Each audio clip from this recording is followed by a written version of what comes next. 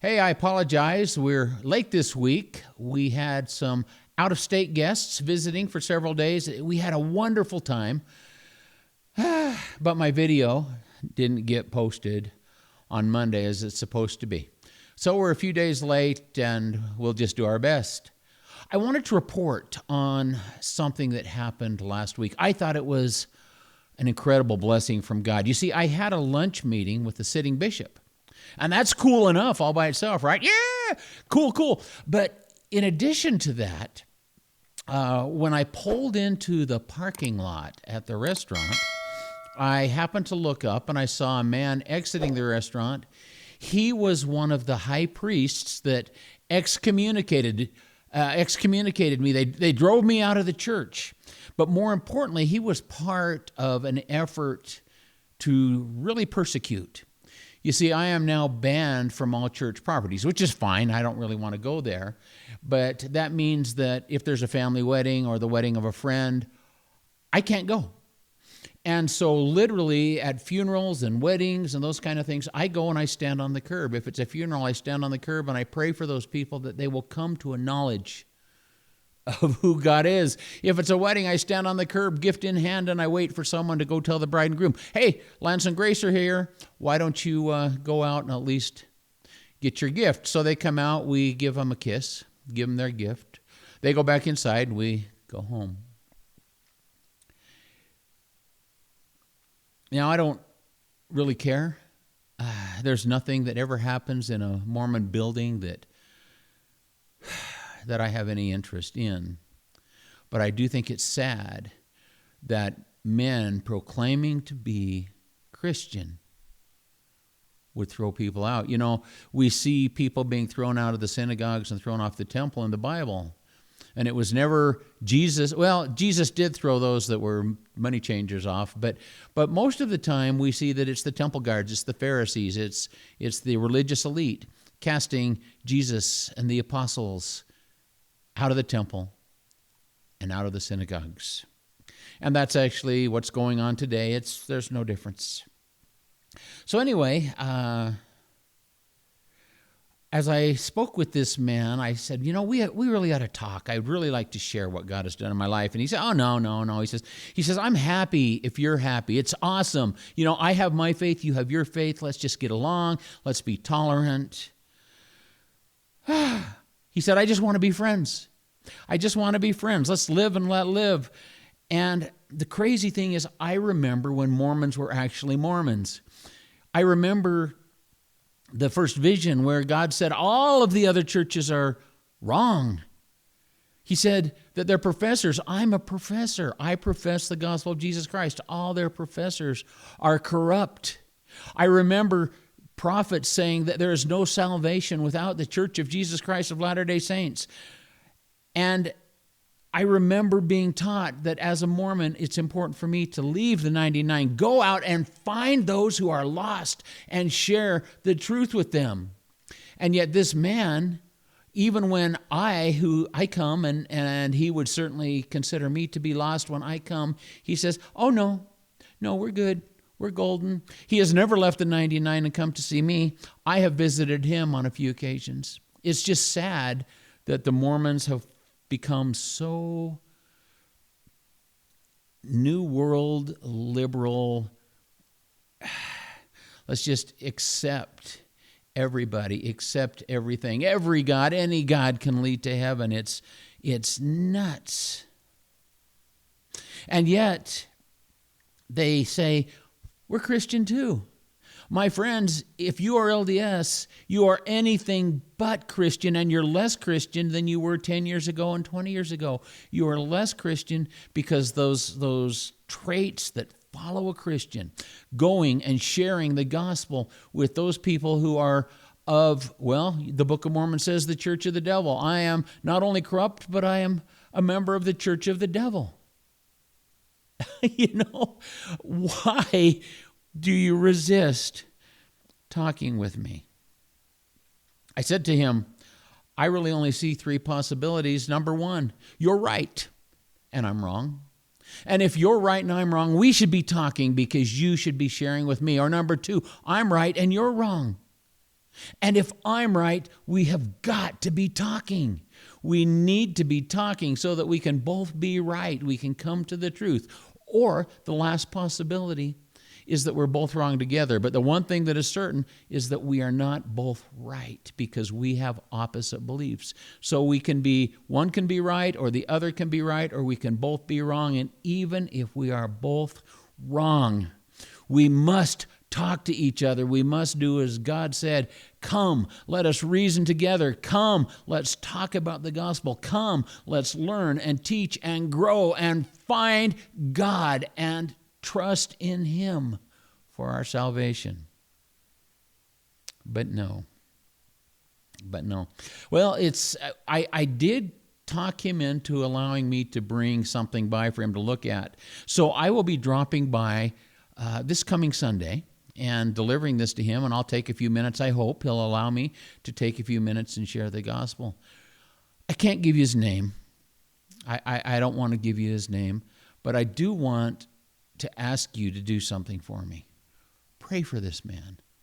Please, please pray for this man, that his heart will be soft, that he will desire the truth more than he desires Mormonism, because so many of the Mormon people, they want the truth, but only if it's Mormon. They want Jesus, but only the Mormon one. If Jesus is anything else, they don't want him. Pray for him that he will seek the truth. So that was my part one of a two-for gift from God, a double opportunity to share the gospel. I went into the restaurant and sat down and I waited, and a few minutes later, my second opportunity came. He's a sitting bishop. And again, I won't share his name, but he's a sitting bishop. It was incredible. We sat there for over 2 hours.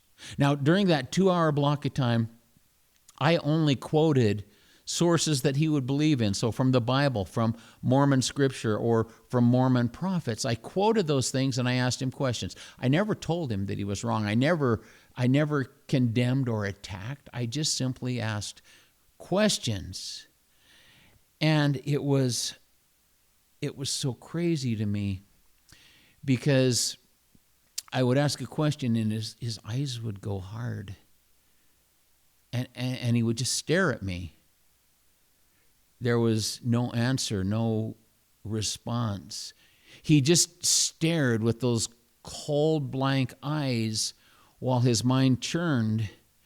And I think that his mind was churning, searching for anything. But the reality is, when we look to Scripture, even LDS Scripture, when we look to Scripture and ask questions that are essential, there are no answers. So for 2 hours, he mostly just stared. He did ask a couple questions. Actually, he only asked one question that I can recall at this point. He said, how do I account for the church's success, all their money and all their good works? And I remember we talked a little bit about that, and I compared the church to the Red Cross. The Red Cross has money. The Red Cross has great works. You know, what about the Shriners? The Shriners have money. They do amazing things. But the simple truth is, this is a church professing to be the Church of Jesus Christ of Latter-day Saints.